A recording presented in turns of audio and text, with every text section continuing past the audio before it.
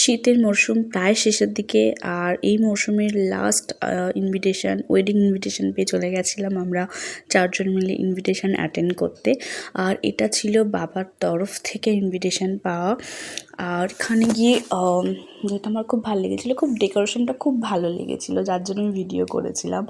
Video করে দেন চলে গেছিলাম কনের সাথে দেখা করতে। দিদিভাইকে খুব মিষ্টি দেখতে, খুব ভালো, খুব সুন্দর করে কথা বলে। দেন মেয়েরা যেটা করে অ্যাকচুয়ালি একটু ভিডিও করে, ছবি তোলে, আমরাও ভিডিও ছবি তুলছিলাম। দেন ভাবলাম একটু কিছু খাওয়া যাক। তো প্রচুর স্টল ছিল। তো তার মধ্যে সব কিছু অল্প করে ট্রাই করেছি, কোনটা কেমন খেতে ছিল। পাপড়ি চাট ছিল, দই ফুচকা ছিল, 4-5 রকমের কাবাব ছিল, দেন চিজ বল ছিল।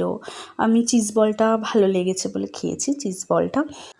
ওখানে গিয়ে আমার আরও একটা জিনিস বেশি ভালো লেগেছে, সেটা হচ্ছে কিনা একটা অনেক বছর বয়স হয়ে গেছে একটা মহিলা, সে কী সুন্দরভাবে নিজেকে প্রেজেন্ট করেছে, খুব সুন্দর করে সাজুগুজু করেছিল, যেটা দেখে আমার খুব ভালো লেগেছে। তারই মধ্যে বরও চলে এসেছে। বর তো খুব হ্যাপি, খুব এক্সাইটমেন্ট, এত নাচানাচি করছিল, তো দেখেই বোঝা যাচ্ছে না। দেন আমরা ভাবলাম রাতে ডিনারটাও করে নিই। অনেকটা লেট হয়ে গেছিলো, 10টা-15 মতন বেজে গেছিলো, যার জন্য আমরা ডিনারটাও করে নিচ্ছিলাম। আর এখানেও প্রচুর আইটেম ছিল। ওইদিকে বাড়িতে গিয়ে ডুকুকেও খাওয়ানোর একটা তাড়া ছিল।